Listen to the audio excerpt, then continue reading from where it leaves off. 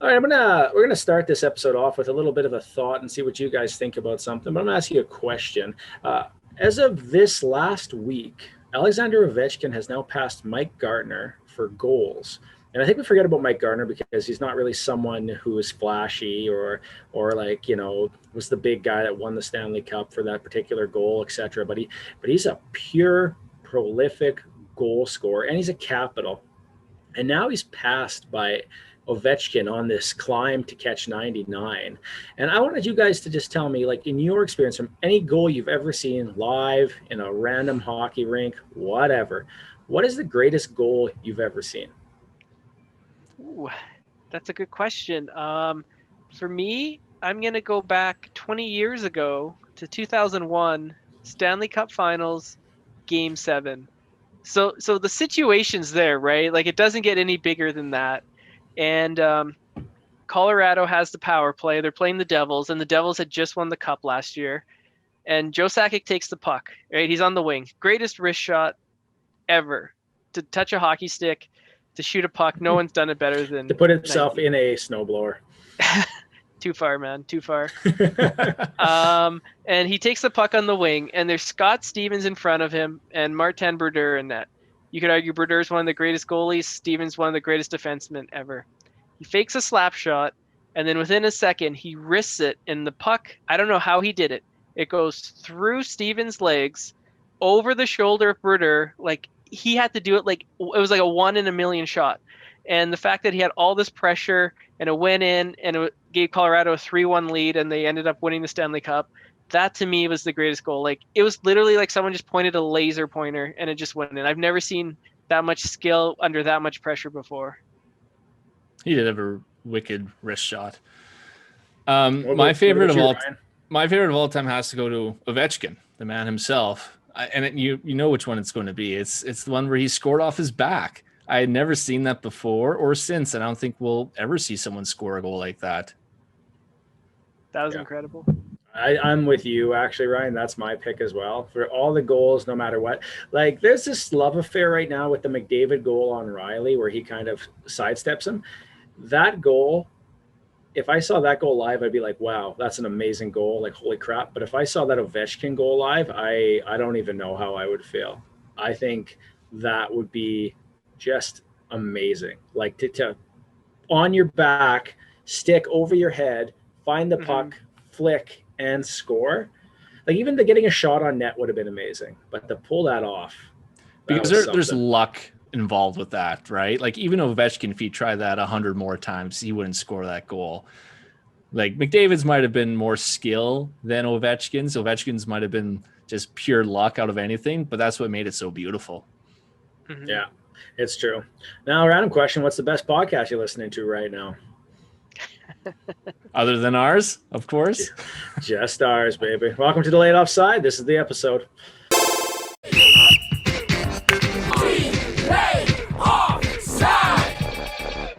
So the NHL was marred by an odd incident yesterday, and what was essentially Super Bowl Sunday. So one of the biggest sporting events of the year when it comes down to it. Something that's like everyone looks forward to. It's a fun event with every like food. Even if you don't like football, you have something you kind of look forward to, take part in. And the NHL is like, we're going to put some games on too in case you want a little bit of something else. And instead, they kind of got the attention for the wrong thing. With a little bit of an explanation of what occurred in the Carolina/Columbus incident, we go to investigative reporter Ryan with his take. All right, I'm going to try to summarize this because there was a really long article in The Athletic that laid out the whole scenario. But I'm not going to read that whole thing because it was quite the deep dive into it. So basically, the Hurricanes scored. The Blue Jackets challenged the goal, claiming that it was offside. And so there's a video coordinator that connects the war room with the on-ice officials. And this coordinator was a trainee. And so what the war room does is send the officials clips to review. So they sent the first clip to review, and that clip looked like it was onside. And the trainee coordinator, while watching it, I don't know if he said it to himself or someone else in the room, but he said, he's onside, that's a good goal. And I guess he said it twice. And the linesmen heard that, and they thought it came from the war room. So they took off their headsets and they went to make the call. And so now the war room's in panic mode, because they didn't make that call. So they're trying to get word to the officials that wasn't them. But the penalty box official, because of COVID protocols, he was sterilizing the headset, so he couldn't hear the war room on the headset. and they also turned on the strobe light to get his attention, but he didn't see that because he's busy sterilizing everything. So they couldn't get a job. Exactly, right? Like he's focused on what he needs to do. And so they couldn't get a hold of anyone. And obviously, well, from what you've heard, it was offside. And but the officials didn't hear that. And so not only did they say that it was a good goal, but then the Blue Jackets got a penalty too. So luckily for the Jackets, they weren't scored on the penalty, but they did end up losing the game by 1 goal. Hence why Jackets fans are a little PO'd about that. Yeah, and there was a bit of an explanation. They were given an explanation like, hey, the power play, you don't have to continue on with this, or the PK, you guys are okay.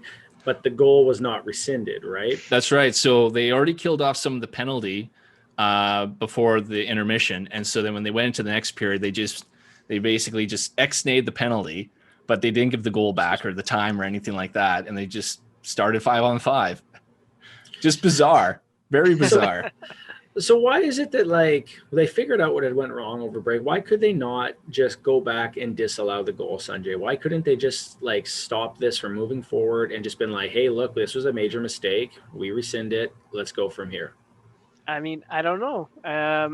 We've seen the NHL video replay room make tons of mistakes in Stanley Cup finals before, and nothing really changes. So why couldn't they just gone back? Maybe they figured, that'd be unfair to Carolina, right? Like they had got the goal, it would change the game too much, and maybe they just figured, hey, this is the best we can do. Like, we're sorry, but you can't take away a goal. Like, it's already happened, and then the play's already returned, and you don't want to set that precedent, because what if something happens, and then the next day there's an error? What are they going to do then, right?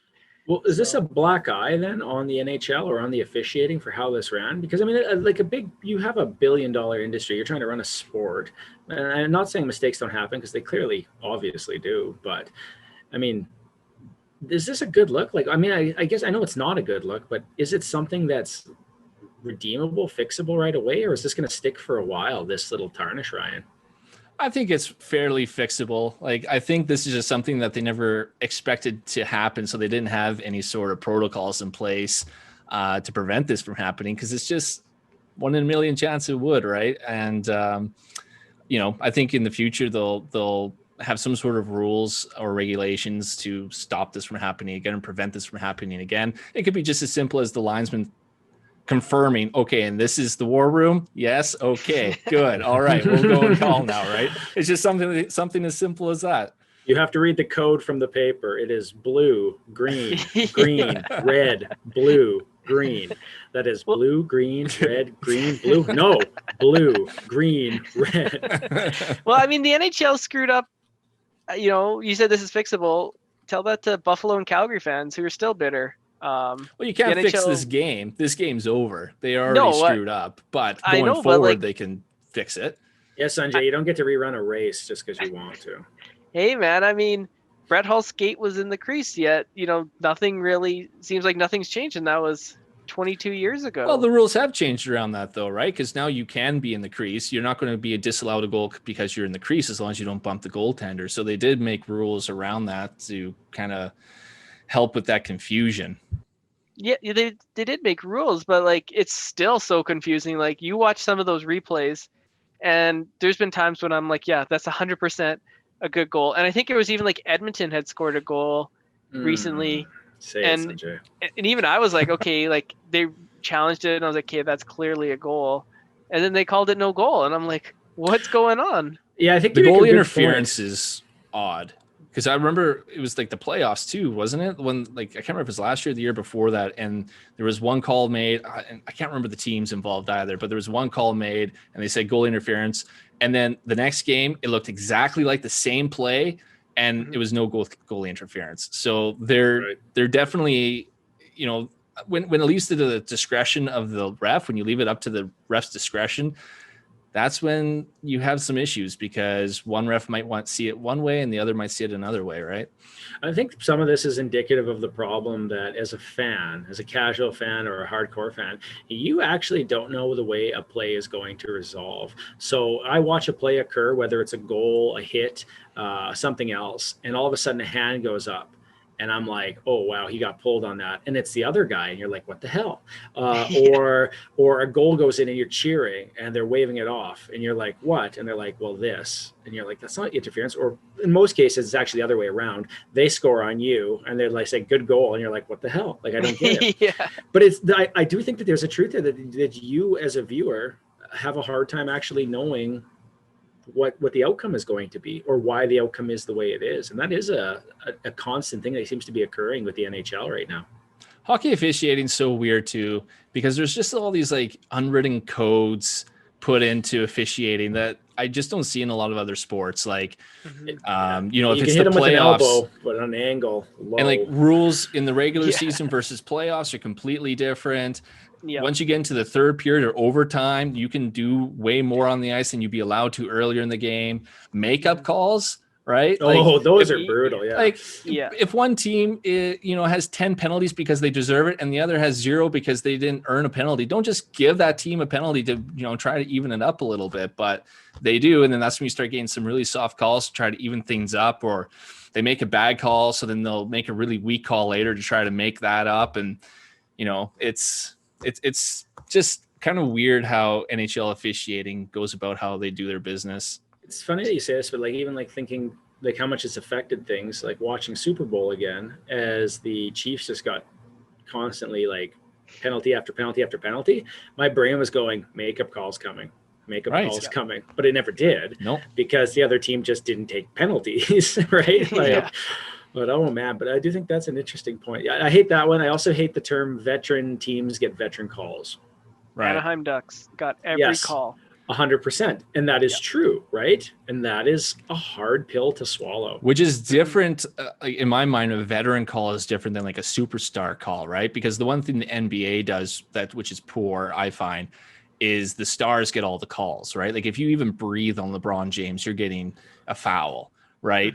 Mm-hmm. In the NHL, I don't find that. Like you can hack and whack away at McDavid or Matthews, and it doesn't matter, right? It's the veteran guys instead. No penalty on that. No penalty on that hand slash. No. Sorry, your season's over, Johnny. So true. It's so true. Like, they want to protect the stars, and like you mentioned NBA and the quarterbacks in the NFL. You can't even touch them either, right? And that's right. Maybe that's, I don't know, that's something the NHL could look at, because like they drive revenue, they drive ticket sales. I don't know, then fans would probably not like that either, right? Because they'd be like, that's bullshit. Like, why should... Well, and that's what enforcers used to be there for, right? Was to protect those star players, because the refs weren't going to. Yeah, that's true too. In fairness, if you were a ref and your job was to like stand between like Derek Bugard or Dave Brown or I don't know, like LaRock, like all those guys, like, would you want to? No. Oh no, probably not. No. Do you guys think the refs are rusty because there's been no preseason, and so they really haven't had time? Like the players were rusty as well, and the refs, there's not like there's like a ref camp they can go to, or they can just watch people like commit fouls. Like, have you noticed it at the beginning of the year that maybe the officiating is not as strong as it used to be? I don't know. I've always felt the officiating can sometimes be head scratching at best in the NHL. And like this latest thing with Columbus had nothing to do with the linesman. It was the war room and the coordinator linking them up, right? It was a fluke thing. So I mean, that had nothing to do with them. Maybe they thought Dennis Weidman played on Columbus, and they're like, we're gonna stick it to him again. Like, I find the whole thing hilarious, but I can imagine if it happened to the Leafs, how pissed I'd be. So I can understand why the Blue Jackets fans would be pissed about this whole thing, because I would be too.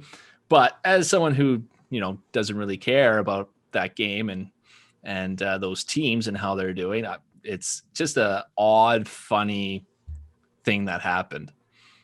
I'll make this point, Sanjay, to what you kind of mentioned about refs being rusty. If you look at an interesting trend after the lockout, So in the years, I think it was into 06 when the Oilers made their playoff run and Carolina made their playoff run, there wasn't like ridiculous amount of penalties called. Like it was the highest amount of penalties called in the NHL. So it was like the highest amount of power plays. And that essentially actually sparked a offensive drive in the league where it shot back up. And if you look at the North, we've had an extended period of time because lots of guys haven't. I mean, if you're a regular ref, you would have kept playing for the rest of that season, but you didn't, and only some got to the bubble, right? Like, and because of that, I think too, there is a little bit of a delay, but also with that break and just coming off of this, they're calling penalties, I think, partially to get offensive up, like to get things going again. And if that was the reasoning or not, it's occurring. So I think that might play a part of it. Maybe they are rusty, but maybe also at the same time, they're just calling stuff because like not? Any slash to the hands right now seems to be a call, even if it's weak or a slight one, it seems to be being called. The one thing I wonder, do they not call interference penalties anymore? Because it feels like there used to be, if a player dumped it in and went to chase it, the defenseman had like a few seconds to maybe bump that guy. But now it feels like there might be like 3 or 4 seconds that have passed and he still rides him out and there's no penalties. Brian Burke talked a little bit about this, I think, last weekend or the weekend before, about how to prevent hits from behind, guys can kind of pin guys along the board for like at least a second or two. It can't be longer than that.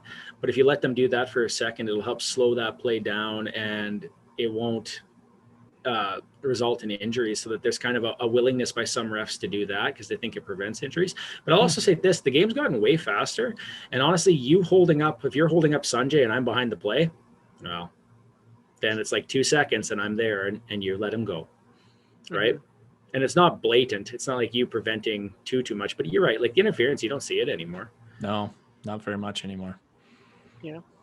We're going to move on a little bit here, just do a little bit of a circle around the different rinks, but also a little south of the border for some of this. But first, we're going to stop off with some of the injury news that's occurring, affecting our beloved Leaf fan, Ryan, here. News came out recently, and this was actually a surprise to me, that Wayne Simmonds was out for 6 weeks. Broken wrist. That he was, and like that's the second older fellow brought into the team who's been injured here in the last little bit. But let's talk about Simmonds a bit. What has he brought for your team, and how is this going to affect things moving forward? Oh man, I have loved what Simmonds has brought. Like a few episodes ago, we talked about who's impressed us the most, and Simmonds had a bit of a slow start, but if I could redo that, I would say Simmonds. I have fallen in love with this player. He is the best thing that he's brought is the net front presence to the power play. It is the one thing that they were missing in their playoff series against Columbus, because those goalies were red hot and they could see the puck the whole way. And the Leafs just didn't have those guys willing to get in front of them and screen them and make life difficult for them. And their power play has soared. I think I heard they're at like a 40% power play rate or something like that, which is nuts. I mean, that's not sustainable, but I love what he's done on the power play. And then obviously the physicality he brings as well. Like he's willing to drop the gloves. He's willing to scrap. He's been great for the Leafs. So it sucks he's out. It's interesting. Like, so when you talk about how he's brought this thing of the net front presence there, like what I've really noticed is that battle in front, like the willingness to tip, but he's hard to move. And he's a smaller guy than I thought too. He's like $180, I heard, but he's strong guy. So what's the plan here moving forward with them? Like, what are they doing in the meantime to kind of get this to keep going? Well, I mean, Zach Hyman's in front of the net on the other power play, so they'll still have him there. And then I'm not sure who they're going to plug in front. Like, I think Jimmy Vesey's a bigger guy, but I just don't know if he's willing to be in that tougher area. So I'm not sure who they're going to put there, but I mean, Manny Malhotra really seems to want someone parked in front of the net. So they'll find someone to put there. I'm just not sure who it's going to be. Yeah, it's a tough play, but honestly, you get that physical presence. Like even for the Oilers power play, that was a big piece, was getting Neil there who could tip, and same with Chiasson. Because last year, Chiasson seems to have lost his tip touch, but Neil's isn't too bad, and now Puljujarvi. It's interesting, though, too, you point out the fact about the power play being unsustainable right now, but depending what team you're playing, when you're playing them, you actually have a good chance to actually launch a lot of goals, I would think. Oh, I'm not thinking that they're going to drop off to the point that, they're bottom of the league or anything like that. I'm just saying right now they're I think they have a 40% power play. It's high. That's very, very high. So they're not going to score 40% the entire season. I mean, the Oilers, what was their power play percentage last year, which was astronomical for them? Like it was in the mid to high 30s or mid or low 30s. But what it was too is that they had also the best combination of special teams. They had like a top 5 PK and then they have the second best penalty kill too. Yeah. The least penalty kill isn't that elite, but their power play. But you don't need it to be. You don't need a PK to be elite. You need a PK to be functional. And if it's in the bottom needs to be third, at least average to above average. Yeah, exactly. Correct. If you're scoring at that rate on the power play, Honestly, like even tonight, I don't think the Oilers got a power play point. They might have, but I don't think they actually did. So their power play went 0 for 3 tonight again. I mean, that happens, like because you could walk against a team, they're just prepared for you.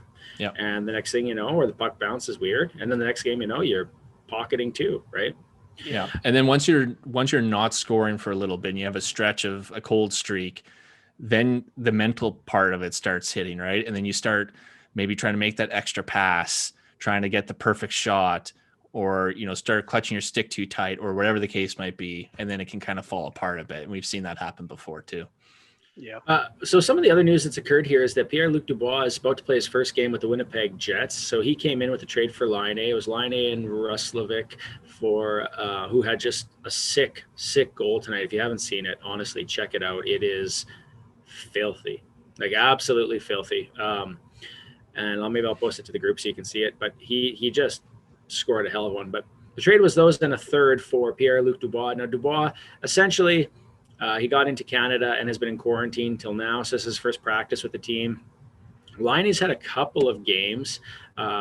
Nothing his first game. I think he scored some points the second, a little bit here and there. And he got benched for the entire third today. Never got a shift. So just a little bit of a look back now, just so in the early steps here. How are you still feeling about things, you guys, with this trade? Like are you still feeling the same way you did before right now at this stage? Do you think Dubois is going to make a huge difference for this team? And lastly, what do you think of the benching of Laine? Sanjay, what are your thoughts on this? When this trade first happened, I wasn't too high on Winnipeg, but now I think they firmly planted themselves in that number 3 seed in the North Division. So they were able to, take out Calgary. They got 5 out of 6 points against Calgary in a 3-game stretch. And, now that and that was without Laine. And now that they're getting Pierre-Luc Dubois in, he's only going to improve that team. So, they could push for that number 2 seed. It's surprising because I thought, I was like, there's no way they're winning this trade. You look at what they give up. But, you look at how they played without Laine and Roslovic, and, things can only go up when you add a player. So in terms of the benching of Laine, man, that's kind of crazy. Like, he just joined the team. He probably doesn't know the systems. He just had to be in quarantine for a week. I'm sure, that's not going to go over well. Like, maybe he's going to get traded again. Like, it's too bad because Torts is going to get this reputation, and then players aren't going to want to play there. Like, no free agent's going to want to sign there. If you're a player that's like more of an offensive superstar like Laine is, when he becomes a free agent, why would he want to come back if he's already getting benched? I don't know. I didn't see the game. I don't know why he was benched, but it doesn't look good to bench your, star acquisition a week into his tenure.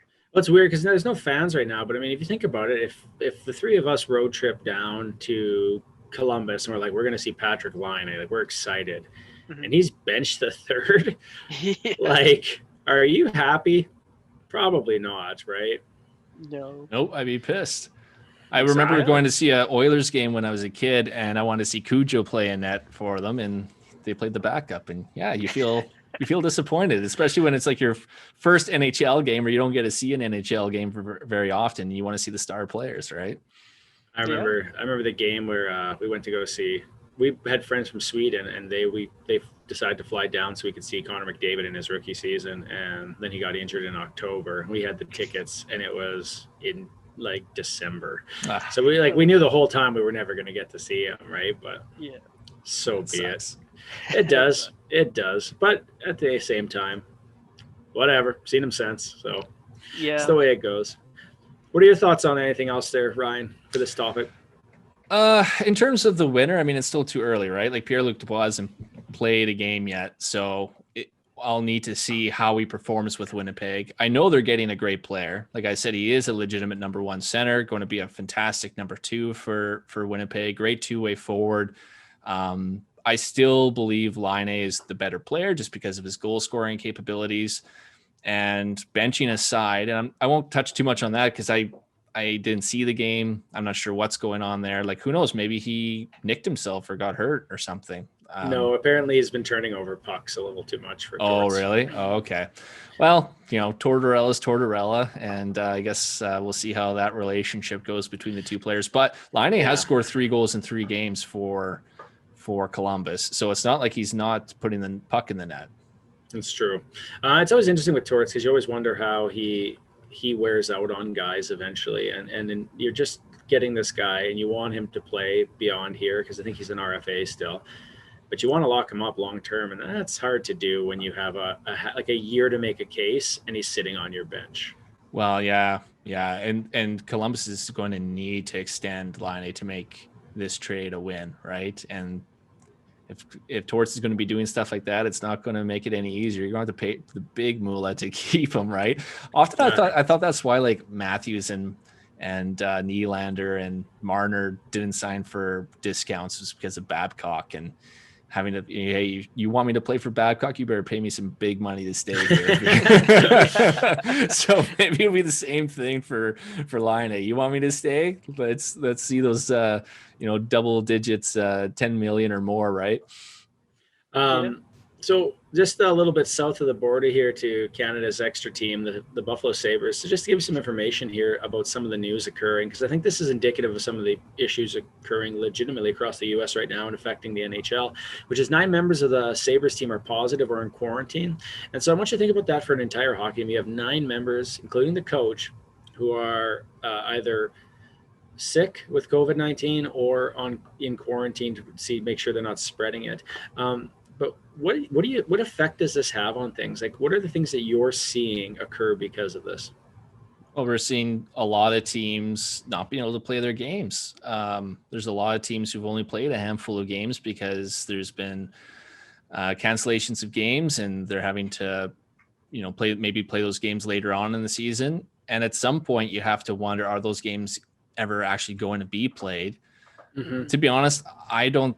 If it continues like this, I don't see it. I could see maybe the NHL deciding, okay, you know what? Instead of, what is it going to be, 56 games they're playing this year in the NHL? Maybe instead we'll cut that down to like 40 or 41 or 42 or something like that, for like every team to make it equal. I could maybe see that. I've also heard perhaps if they're meaningless games, they won't play them. But I heard that as well. I mean, if you have a bunch of teams who are in the mix of things and one team has played the full amount of games, and like this is a condensed schedule, like they're playing a lot of games in a week, in a month, and they're going to be tired and banged up and hurt. And if there's another team who's played like half the games or 3/4 of the games and they're way more rested, and then they all go into the playoffs too, like that won't be fair. So, I guess we'll have to, the NHL will assess this. But if it was me and this continues to be a problem, I'd suggest maybe just cutting back some of the games for every team.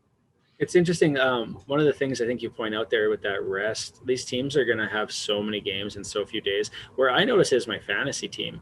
Like I have 6 guys sitting on a bench right now, a bunch in IR, because I'm like, well, I don't want to drop them to pick up a player because I know when they come back, they're good. And in my other league, I have a solid point gain on people. But the problem there is that their guys haven't played those games yet. So what's going to occur there then, right? Mm-hmm. I know that's not a hockey necessarily related thing, but I do find it kind of interesting when it comes to that. What are your thoughts, Sanjay? Do you think they're going to be able to make up these games, or are these things going to end up being cut, or some type of change occur from the league? They could just add an extra week or 2 at the end of the season and say, okay, if this matters, we'll play them. But this could maybe impact playoffs. Like we could see something where they're like, don't want to interrupt a playoff series if someone, something happens. So maybe in the playoffs, they're going to go back to the bubble system, and maybe they'll do that again because they're like, we just can't afford that. Like the season's one thing, but if you do this in the playoffs, how are you going to have a playoff if one team can't field a team. And if worse comes to worse, like look at the NFL, they force teams to play with subpar players, right? Like the Denver Broncos played with no quarterback. They played with a wide receiver who was their quarterback. And I think it's going to force teams to be like, look, we got to take this seriously. We got to do everything we can. Not to say that Buffalo didn't. I don't know the specifics of what happened. But it could be something where, they take even more precautions because they're like, we don't want to play with our fifth string goalie in the first round of the playoffs. So we better make damn sure that everything's okay. Yeah. I do think the plan is once you get down to the final four, it's going into the bubble. I believe I heard that. I think once they finish each conference area, it'll bubble out, which is going to be huge and sucky, but still better than nothing. It's interesting because I do think this will be it's already been an interesting story just because the amount of games that have missed, but I do think it is going to push back quite hard on some of these teams, especially some of those bubble teams. And what I mean by that is teams that probably weren't that good to begin with. This will take a toll on them. And this is where that depth is really going to shine. How many guys do you have? Are they ready to play? Are they tired? And I think you're going to see guys get a couple games in, couple games out, couple games in, couple games out to try to ride it out as best that they can. Well, and COVID affects everyone differently, right? So if a player gets COVID, even if they're asymptomatic after, doing their quarantine, it still might stick around with them for a while. Even if they're not contagious, they're allowed to play. They still might not be themselves for quite a while too. So that'll have some effect on teams as well. Yeah, that's a very good point, Ryan. One of the other big events that occurred this last bit was the Battle of Alberta, and there's already been some Sanjay, Adam, Willy weigh-ins about these things. But just to kind of open it up a little bit more freely here, what are some of your takeaways from that game? I'm gonna go in some positives for the Oilers because I really tried to sound like you at all. I really tried to watch the game, not as a fan, but as someone who was just the observer. Now, it didn't get like that in the third period, but the allegiances took over. But I was quite impressed for the Oilers outside their goaltender. I thought Jujakara, he had a really good game. Yeah, he had a really good game. I don't know why he only played 8 minutes. He got a goal. He was feisty. He was in there. I thought he deserved more ice time. And I thought Puljujärvi played really good. He got a goal, and he was noticeable out there.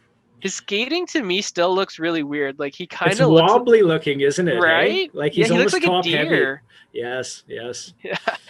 He needs to hire a skating coach. If he had a skating coach, he would be like a 50 goal scorer in the NHL. That shot, that release... Ooh, that was a nice goal. Surely they must have skating coaches for the NHL clubs. I'm sure they do, but I doubt like they're working on that, right? Like they're probably like, we got to work on the systems. We don't really have time, especially with like COVID and stuff, right? They're probably, you would hope they have skating coaches, and I'm sure they do. He was playing with Kaput before, right? Like he was playing in the Finnish leagues prior to this. This season starting with Edmonton, so he should have had some access. Like I think he's actually a good skater. I think some of it's wobbly, but I think you're right. Like if he cleans his technique up, you'll see some better change because he's so hard to push off the puck already. He's a big guy. And then on the Flame side, just looking at it, Markstrom, he was terrific. And what can you say? He had a choice between going from Calgary to Edmonton, and he chose Calgary, and I'm so thankful he did because if the goaltending was switched, for sure, I think Edmonton would have won that game. And I know like people online are saying like, oh, Calgary only won because of Markstrom, but in my opinion, I'm like, yeah, but he's part of the team. Yeah, right. Yeah. Like how many times has the Oilers won because McDavid and Draisaitl carried them, right? Like, I think that's 100% a legit thing. The goalie was better. That is why you win games. If you have the worst goalie, it is much harder to win a game. Yeah, like if Edmonton just had average goaltending that night, and I'm not like ragging on Koskinen. Most times when I seen him, he's pretty good. Like he's okay. Like he's not Patrick Waugh, but he's not like, I'm trying to think of like a really bad goalie. He's not. I don't want to throw anyone under the bus. You're gonna say Trevor Kidd, weren't you? I was gonna say Kari Ramo. Yeah, there you go, Kari Ramo. Jonas Hiller. One of those guys, but no, like it was it was definitely goaltending, but I did think Johnny Gaudreau, like, in the third period, he came to play. He got that goal. He got the assist. He's having a heck of a start to the season, and it's nice to see. So, and it was an entertaining game. Like, I've seen some Battle of Right. Albertas, right, when it was like 1-0, 3-1, and it's just like, it's kind of boring. And the physicality wasn't as much as I had thought. Like, you saw Tkachuk getting in there trying to stir the pot. But it seemed like Edmonton was just like, okay, we're going to kind of ignore him and just focus on our game. And it's only game one. That's the thing. Yeah. And I think, though, if you don't engage with Tkachuk, it does take away half of his powers. Like, honestly, his ability to get under your skin and get you mad is what's always benefited him, right? Mm-hmm. So losing that is a big part there. The player that stood out for me in that game was actually Dubois. Dubois looked so good. And you're like, oh, okay. And you kind of actually see why he kind of jumped ahead of Sam Bennett there on their essentially with that entire team. But Bennett's getting a little bit of top quality love line time here now all of a sudden. Hey, trying to make it enticing for that trade. Yeah, you got to show. Got to build them up. Got to build up that asset. That's 100% what it is. Like, maybe they're like, if you want to stay, we'll show you what you can do on the top line. But I think it's mostly look at the other GMs. Look, he got a goal, he got an assist, he drew a penalty in the third period. This guy's enticing. Throw us more assets at him. Let's see what you got. But speaking of the trade, do you think that Sam Bennett for Jake Vatan makes sense? Would you make that trade, Sanjay, as a Flames fan? No. How come? Why not? Not to rag on Virtanen, but if you look at their playoff successes, I looked at last year, and Virtanen, I think, only had one goal in like 16 games, and the Vancouver Canucks played 3 rounds. Sam Bennett had 5 goals. He played 2 rounds, and he had a torn bicep. Like, if you look at the regular season, they're pretty even, and Virtanen has a ton of skill. But when it gets to the playoffs, Bennett, he's a proven playoff performer, and Virtanen just hasn't got there in the playoffs yet. And that's the one thing that Calgary needs is more playoff performers. So, I would not make that trade. No. Speaking of, well, actually, I'll jump into this a little bit later there, but you make an interesting point, but there's a little bit of a segue here. I was going to read you a tweet that I read. It was from Mr. Booth. You can look him up. He's Vancouver Canucks Twitter. It's really good handle. Actually, lots of funny stuff on there. But this is the tweet he put out about the Vancouver Canucks. This is it word for word. First line, 12 million. Second line, 10.5 million. First D pairing, 3 million. Bottom 6 and healthy scratches, 27 million. Goalies, 5 million. Someone who is good at the economy, please help me budget this. My NHL franchise is dying. I think that's a little unfair. Okay, how come? If you look at all their top stars, they're all on their entry-level contracts. So, of course it's going to be low, right? Like, you're capped if you're in your rookie deal. Elias Pettersson, after this deal, is going to make $8 to $10 million. And Quinn Hughes is another young player. Brock Besser, I'm not too sure. I know he's a young player that they have there as well. So I think that's a little unfair. Like, if you look at it just from a numbers perspective, yeah, like it looks kind of skewed. But then when you dig in, you're like, well, yeah, like Pettersson can only make $3 million max. So of course he's going to make less than some of their vets. But I think the argument is that guys that are not playing or guys that are playing in the top 6 are making up the fundamental core of this group when it comes to money and how it has been structured, and that they're not going to clear out of that anytime soon, which is part of the thing I guess I'm asking is what's going on with the Vancouver Canucks? What's going wrong here at this team? They went from playoff perennial, and I don't think any of us had them very high, and that's fine. But they were a playoff team. They had a lot of good positive feelings moving forward, and that seems to have all been washed away with like Holtby's arguing with JT Miller on the ice after certain plays. What else was happening? Like just even sometimes how long Pettersson looked lost at sometimes early on in the start of the season, and now he's starting to get going. But before then, there was a bit of that as well. Holtby looks frustrated as hell because guys are giving up on plays, and they're just leaving him out there to get basically shellacked. Yeah. I don't think we should be too. Yeah, that's fine. There wasn't really a question, so I wasn't sure where to go with that. Good point. Yeah, move on. Next. Yeah. Good one, Barrett. Yeah, that was good. Well, what's going on there? Essentially, is what I'm asking. What's going on is they're not having the goaltending to help prop them up. Like, they were one of the worst defensive teams in the league last year. They're one of the worst defensive teams in the league this year. The difference was last year Markstrom had an amazing season and helped prop them up. This year, Holtby and Demko have not had a great, at least not as good of a year as Markstrom had, and their leaky defense has been exposed. And then the other thing that hasn't helped is their power play. Their power play has really dropped off. And again, really, their offense at 5-on-5 last year wasn't that great. It's not great again this year, but their power play was really good last year, and that's dropped off. So you're not getting those power play points. You're not getting the goaltending, and now you're being exposed for the team that you really are. Yeah, I mean, you mentioned Markstrom, but also Chris Tanev, who was like a veteran on that team. They let him go to a rival in Calgary, and he was their number one defensive defenseman. And I read they got Hamonic. They got Nate Schmidt. Yeah, but they did get Schmidt. Schmidt was actually a pretty big grab. Yeah, and Hamonic, I think he's hurt though, right? Like he hasn't been playing. Yeah, so I mean, it's kind of hard to. But he's not that great, anyways. I would say this, when he was Sanjay playing, hated him for the Flames. I didn't hate him. I don't hate anyone. It sounded like you hated him. You used to have a blog called Hamonic Sucks at Sanjay. Dropping the hammer on Hamonic. No, I didn't hate him. I never hated him. Didn't even do anything. He was on the bench for that whole play. Useless. You should have jumped out there and taken that minus away from Giordano. Come on, that's Mr. Norris. You're doing that too. No, I think Hamonic, when he came in, I think expectations were high, and did he meet them for Flames fans? I would say probably not, but that doesn't mean he still wasn't a good defenseman. Same thing I could say about Jay Bouwmeester. Expectations were high for him, and he didn't meet him, but he's still a hell of a defenseman. In regards to Vancouver, yeah, like Pettersson, they said like he was really good friends with Markstrom, and when he went through struggles, he would talk with Markstrom, and Markstrom would kind of help him get through it. And I think you're kind of forget those things because like he's still a young guy, right? He's 21, 22. Like he's still super young, and he doesn't have that veteran that's kind of been through the ringers of the NHL to kind of help him out and to let him know everything's going to be okay. So, I when think he calls him, Markstrom's just like, yeah, that's your problem. Your team sucks. Via going for 500. I think that's good for Flames fans because maybe he'll be like, I kind of want to play in Calgary. Can you swing me that way? You sound like a Leafs fan. Everyone wants to play for your team.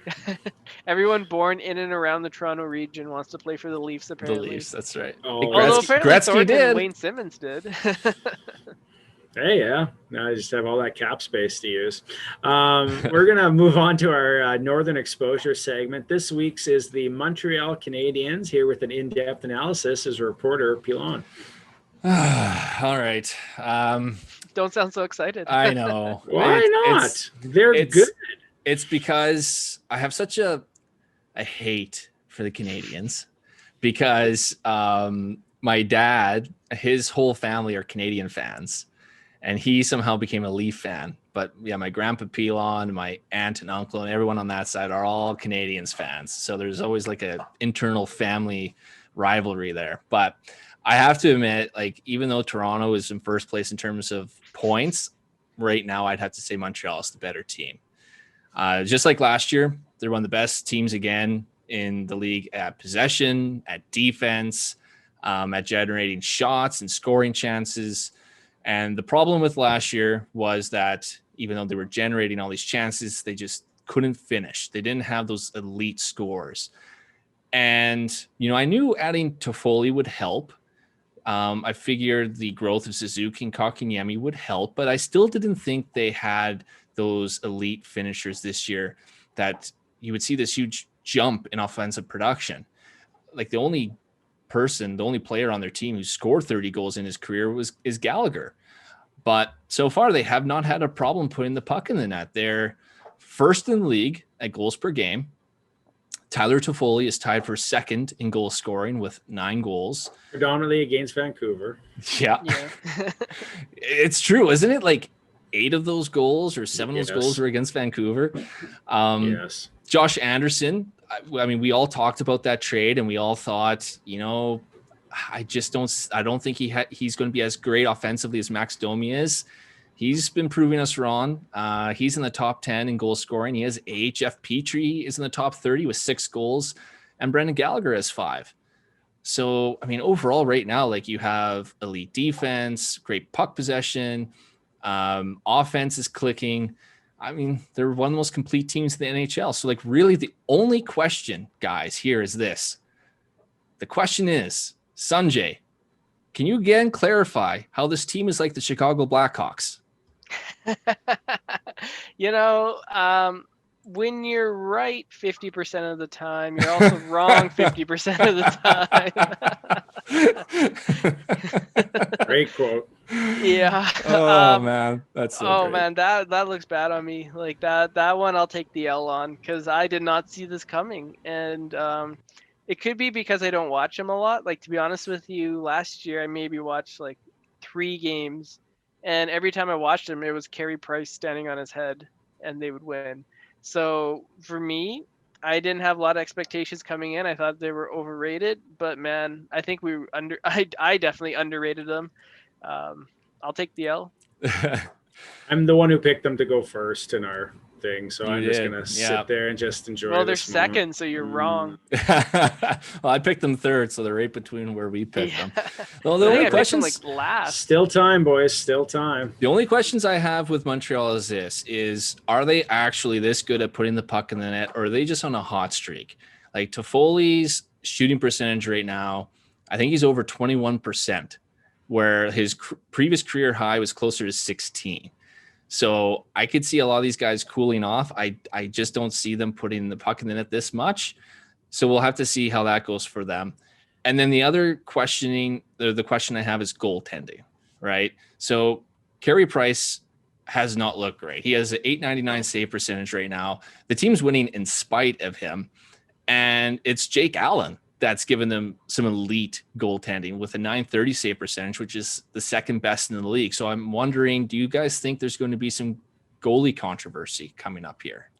I don't see it. I think you're going to probably still ride it, but I think the longer the season goes will really be the determinant. But as you have it, like, Carey Price is going to play the majority of those games. Jake Allen's going to get a good lion's share of games.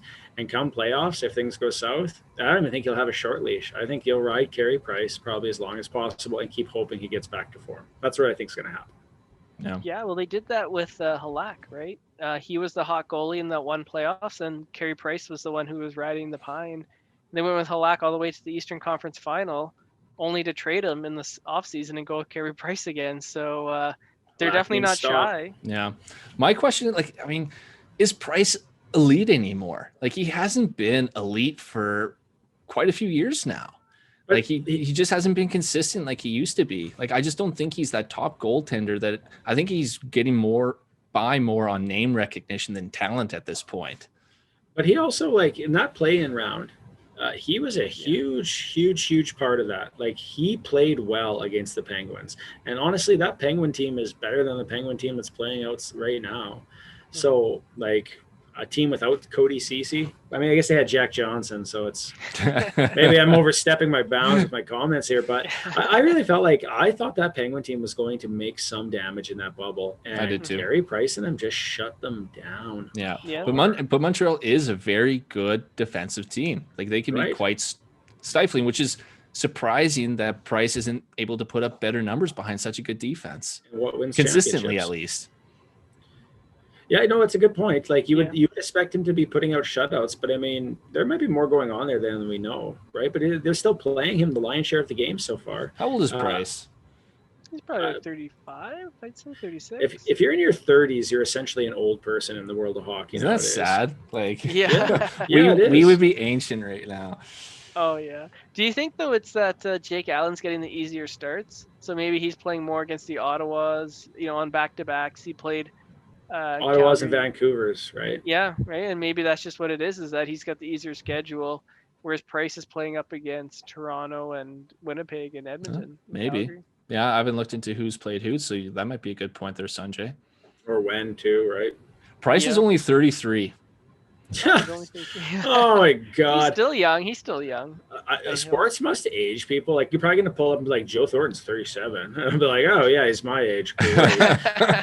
Like, because honestly, I look at Carey Price and he looks like a 40-year-old man. Like, he looks old to me. But he's played forever, right? He's been playing for a long time. So yeah, I thought he was at least 35. So yeah, I thought he was. Yeah. The Swedes don't seem to age, but the others kind of do.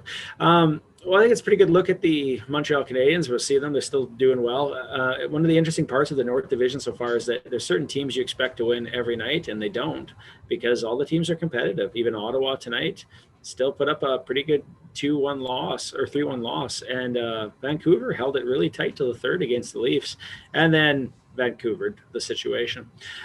We're going to take a little bit of a look. One of the things that's occurring, at least if you're paying attention to sports radio right now, is that everyone's kind of taking a bit of a shift here towards what's going to happen in the future with the Olympics and Team Canada. So we talked a bit about how we were going to fire off our teams and some of our stuff. So let's do it in segments here. Do you want to do your whole, should we just do like our forward group first, then our defense group, then our goaltenders?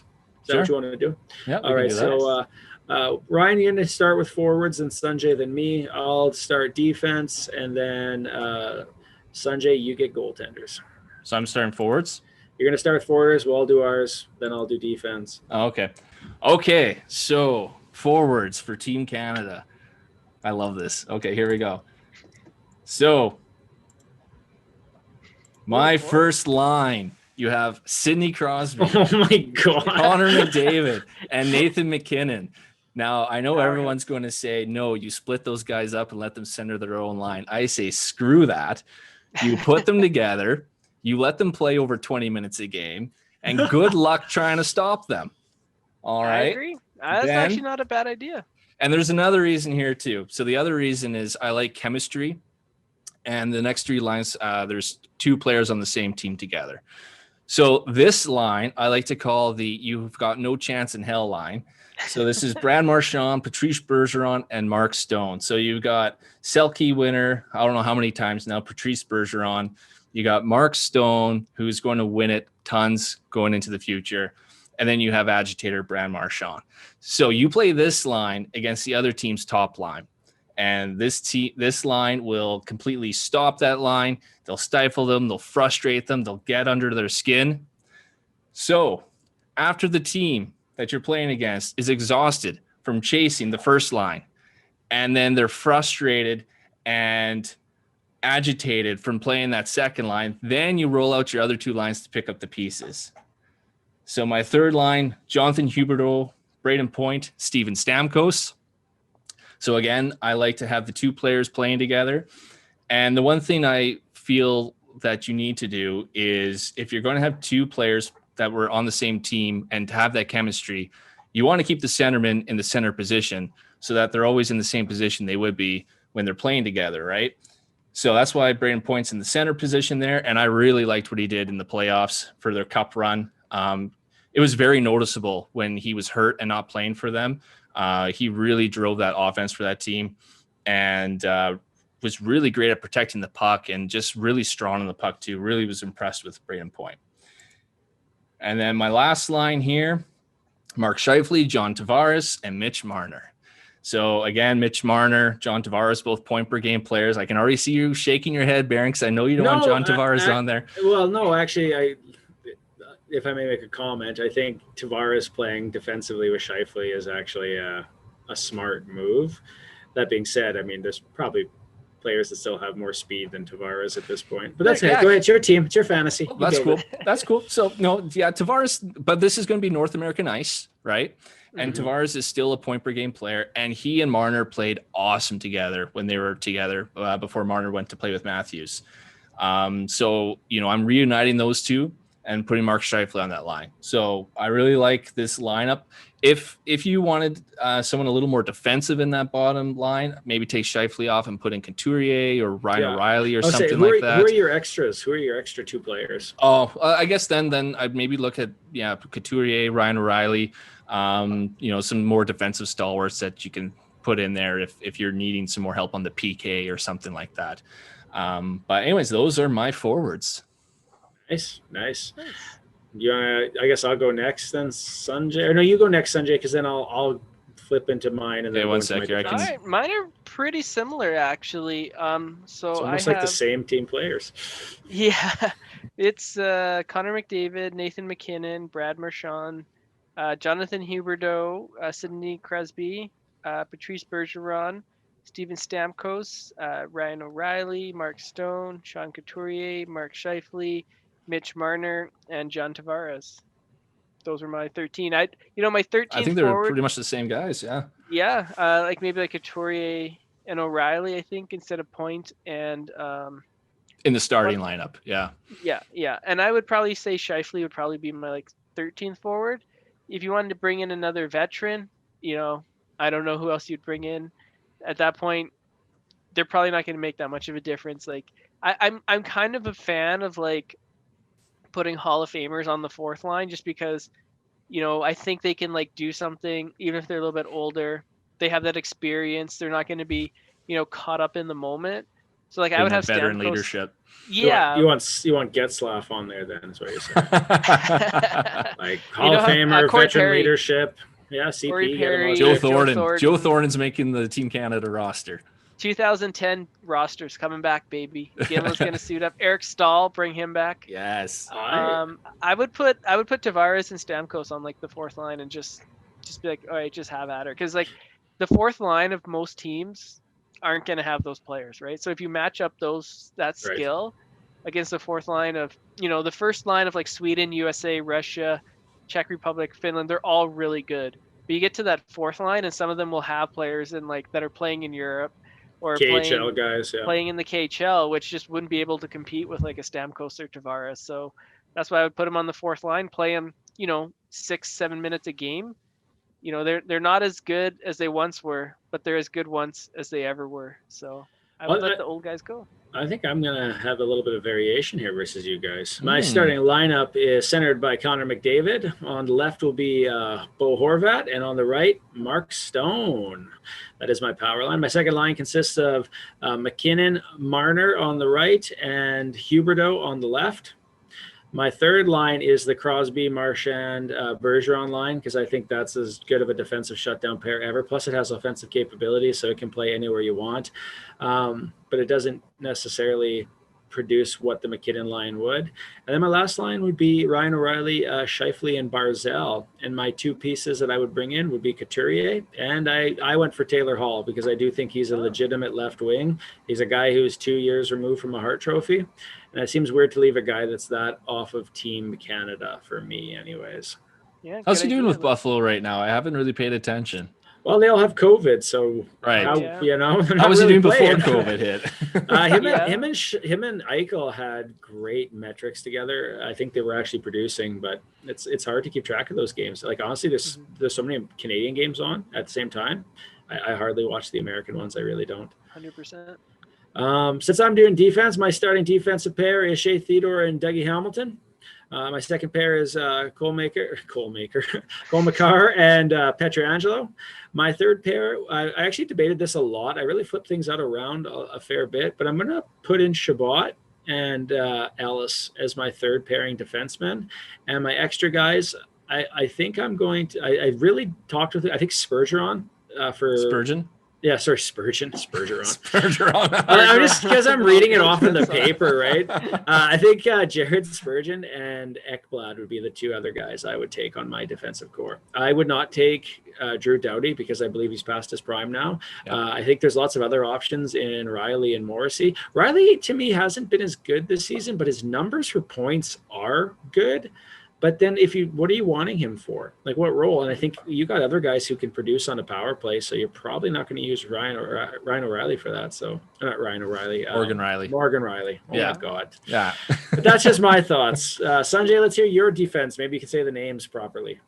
You know what? I think I got them all. Pietrangelo and Makar would be my first pairing. Then I would go with Hamilton and Ekblad. And then my third pairing would be Brett Burns. I'd bring him in there, and Shea Theodore. And then my seventh defenseman, I like those vets. I would go with Shea Weber. Yeah, see, I think it's hard to leave Weber off right now. Like it really is. Like he's tough. But I did. I mean, at the end of the day, I did. Oh God, yeah. Oh, here we go with the PowerPoint. It's All gonna have right. like graphics and everything too. Here we If you're go. listening to Gonna this while skate you're out to center driving, ice and do a little Defense. wave with their stick. you spelled defense wrong. Did I?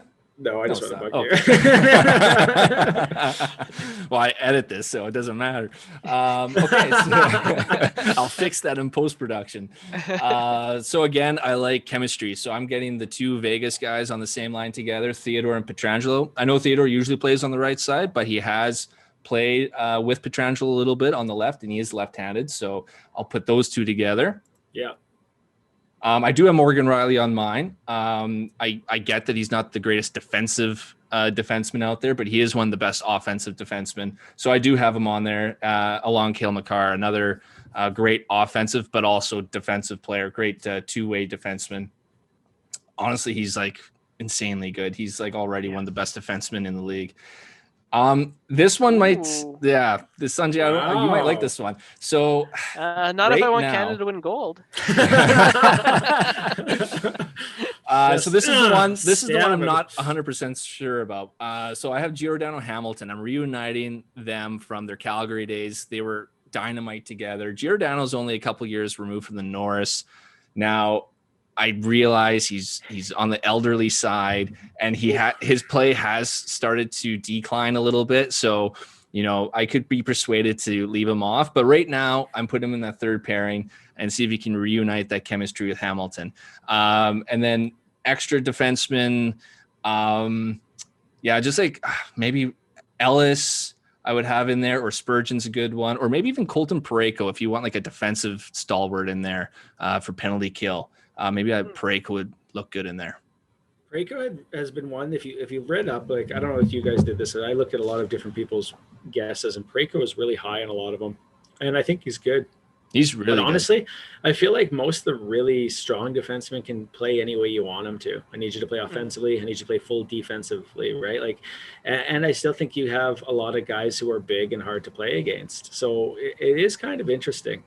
Giordano to me is not one I would make. I think as the drop off from his Norris here has just slowly started to come, which is just an age thing, right? Yeah. And I just think it's just going to progress at this point. But that's me. And I agree. Like it was one where I was like, I don't know. Like I have seen the decline, right? But I mean, the season is young still, so I'm curious to see how he does the rest of the year, if his play picks up or not. He didn't have a bad year last year. It just wasn't up to his usual level. This year, Sanjay, correct me if I'm wrong, I haven't watched a whole lot of Calgary games, but he just doesn't quite seem to be the same player as he was. But who knows? Maybe he turns it around. And like I said, he's only a couple of years removed from that Norris winning season, right? So you're leaving off a Norris Trophy winner only a couple years removed. Like that's pretty harsh, but he is getting up there in age. So he is the one guy I could be very easily persuaded to leave off this team. But he played awesome with Hamilton. Like when they were together, like they were dynamite. So that was the other thing. Like I really wanted Dougie Hamilton on this roster regardless. And just the fact that Giordano also has that chemistry with them, that's why I put him on there for now.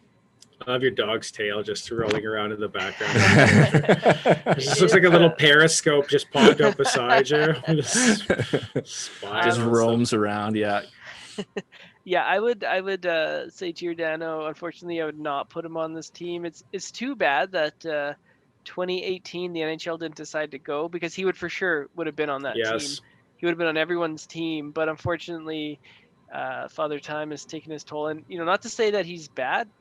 But he's definitely the fourth best Flames defenseman. So if he can't even crack, top 3 on the Flames, I just don't see it. There's other options in Canada that are better than him at this point. You might bring him in as like a 7th or 8th. I could maybe see that, just like as a veteran. Just okay, you need someone who can just step in and be like one of your, your extra skaters that would have a positive attitude.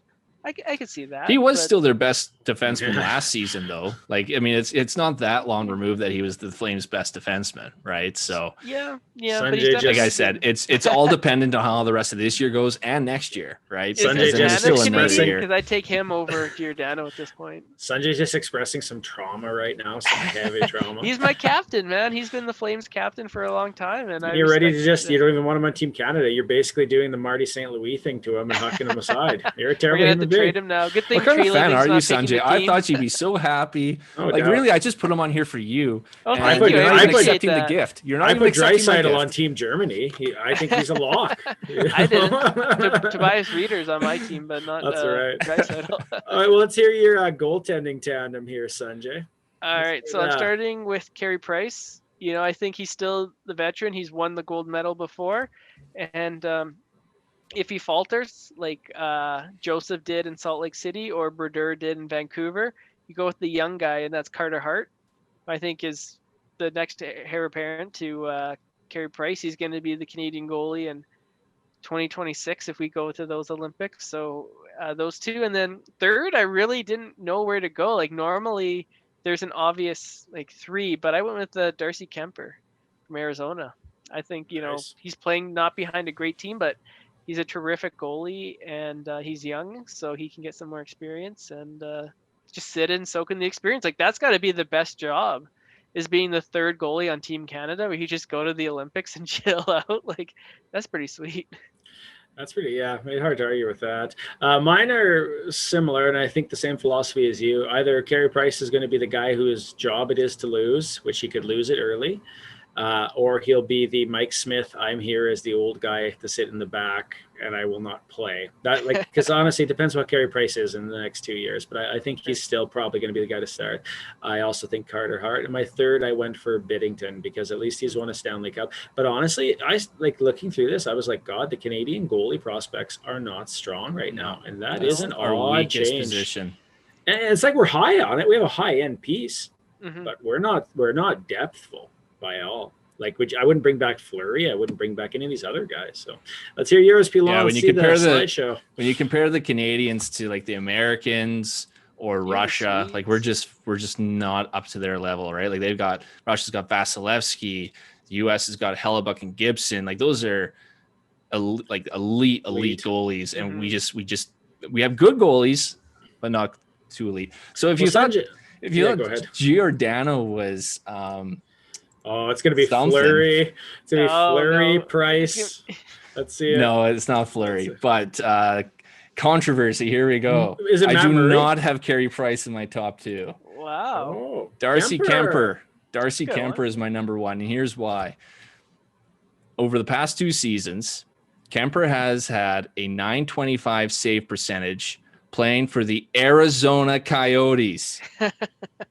The Coyotes are 17th in expected goals against per 60 over that period of time, but they're 4th in actual goals against per game.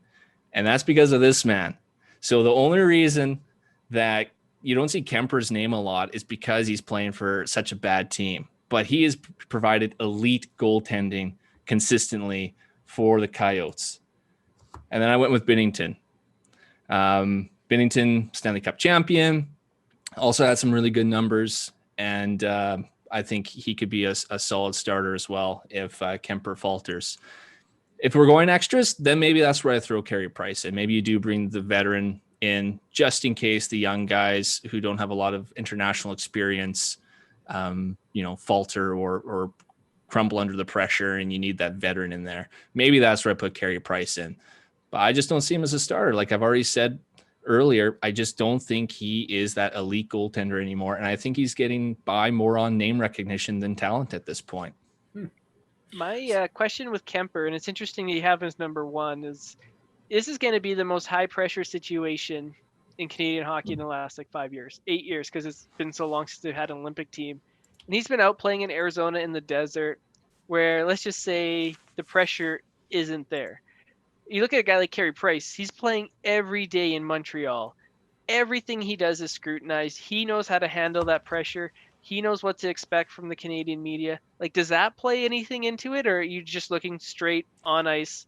he's playing better, and you throw everything else out, and you think he's a pro, he'll figure it out. I'm basically looking straight at results and numbers in terms of picking those two, but that is why I would take Price as the third. Like, to be honest, I don't even think he's Canada's third best goalie at this point. Like, I would have Carter Hart and maybe even Mackenzie Blackwood above him. Blackwood is very underrated. Very underrated. Yeah. Actually. And I mean, he's early into his career too, but he's put up some spectacular numbers, better than Price's these past few years. But I would maybe take Price because of that veteran leadership, because he has played in those big pressure games. You're right. Kemper, he hasn't played in a lot of big pressure games. He's not in a big market. Binnington has. He's won a cup. So he's proven that he can play under those types of pressures. But internationally, he's a bit of an unknown as well. So that's why I would take Price there. But I have Kemper there strictly based on performance the last couple of years. So Ryan, Sanjay, what is one notable player you've left off? Whether it's a forward, a goaltender, a defenseman. I guess Ryan, yours is Carey Price.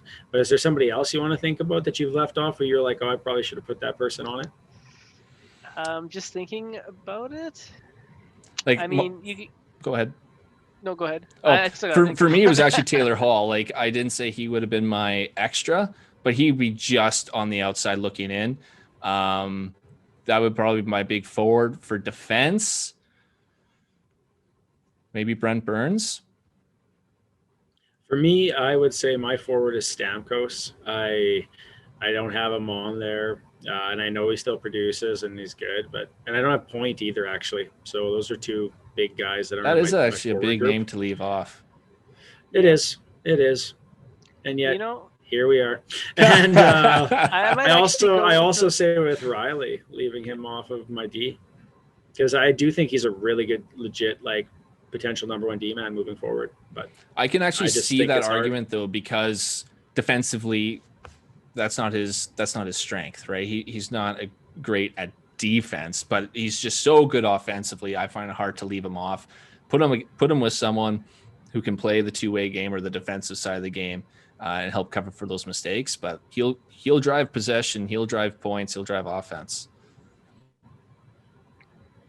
Nice. There it is, Sanjay. Now your time to shine.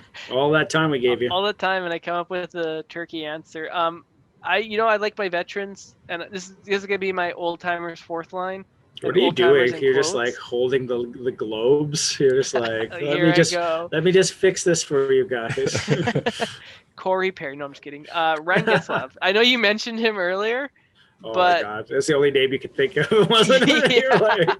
You think about what he did in 2010, which I know was 11 years ago, but you put him on the fourth line with Tavares and Stamkos, and that's a hell of a fourth line to try to stop from anyone. You only let him play 6 to 8 minutes a game, and I wouldn't put him on the team, but maybe he gets some consideration just based on past performance.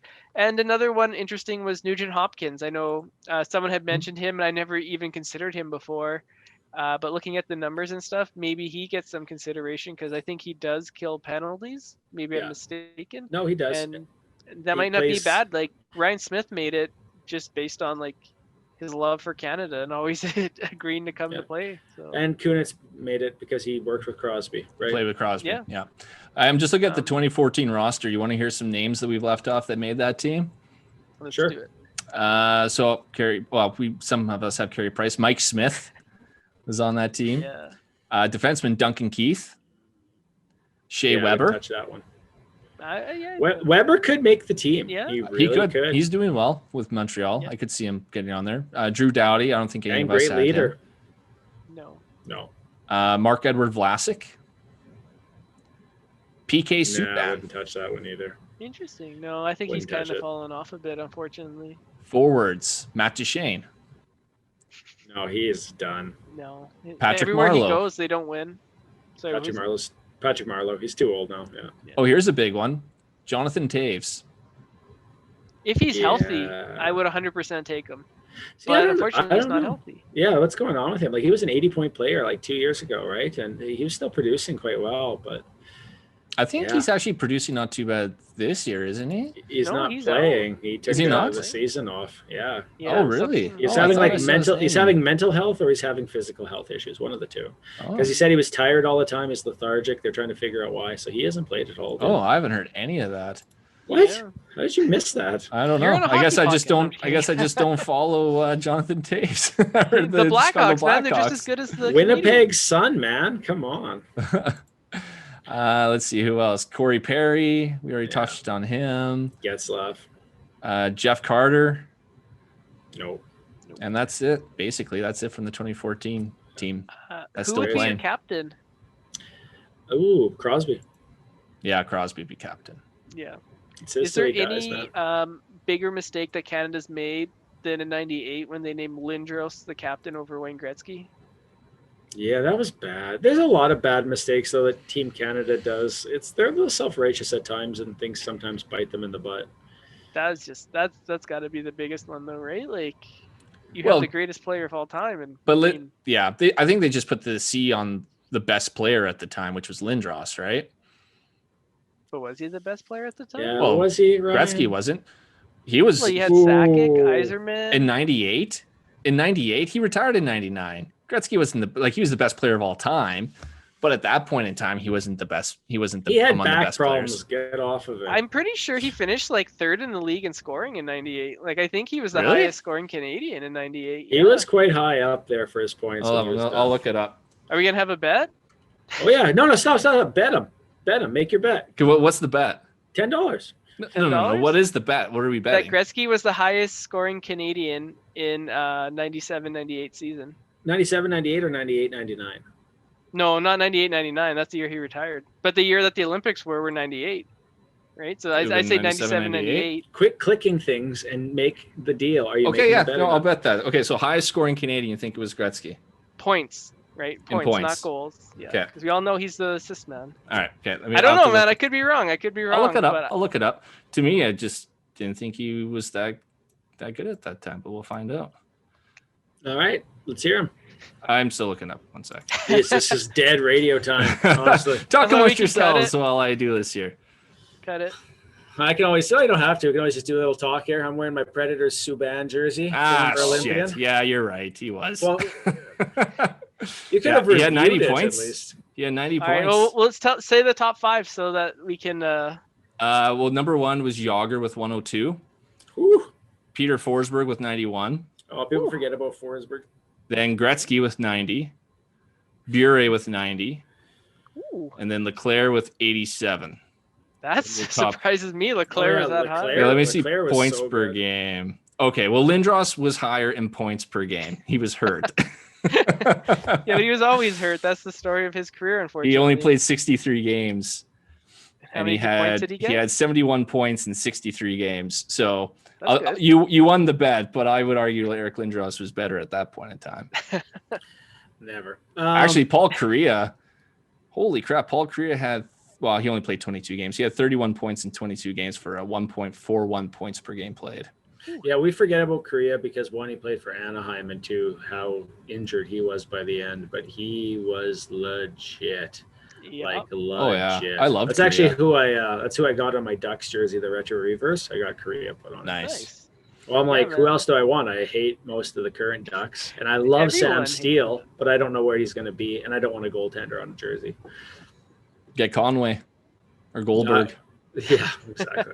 The meth addict. Solani's a good one too. Yeah. Solani is a good one, actually. That is Niedermeyer? another one. But I have a retro Jets jersey, and I'd rather get that one done up as a Solani. That's Also, nice. honestly, man, you guys can buy a Patrick Laine jersey for like $50 from Sport Check. It is so Like, just ridiculously take 'em. cheap right now. They're just trying to get rid of them. It'd be cheaper to get the jersey, strip it, and put a different player on it. Yeah, which is crazy. All right, well, that concludes this episode of Delayed 2 Offside. for 2. Yeah, we got to Sunday learn goes to 2 not. for 2. Oh, Bet him. one sec He doesn't before- bet. He takes a safe bet. Yeah, go ahead. Before we go anywhere, did you guys realize that? So as you Adam know, wasn't here? Yeah, Adam figured it out does early. the Willy weighs in, right?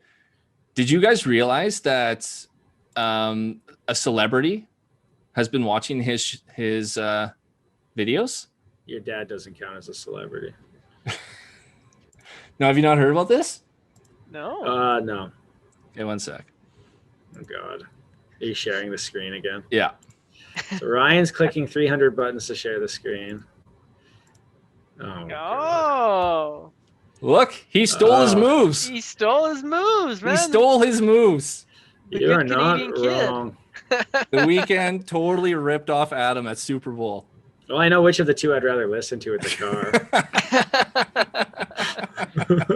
I like Adam's Willy weighs in, man. Like, come on, Weekend's got to throw him some residuals. You need a counter punch here, Sanjay. You need like Sanjay's I don't know. Sanjay's. I don't know. I'm nothing. I'm just S-ing. Sanjay's super fun sizzling talk. I don't know. Sizzling. Marketing will come up with it. Sanjay's sizzling slam downs, and then boom, you just slam on people for this Sanjay stuff. Smackdown. There you go. Yeah, Sanjay Smackdown. Raw. All right. Well, thanks again for listening to this. Let's again Adamless episode of Delayed Offside. That was much funnier than I thought that was going to be. Wherever you were. Yeah. So I actually think that was great. So once again, thanks for listening. Like and subscribe. Follow us, ask us questions, send us questions. Vote who has the best Team Canada.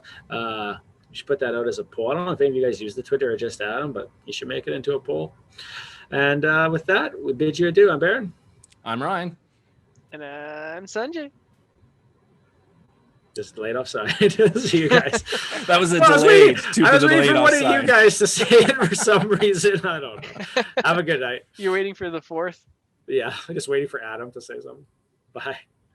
Delayed Offside.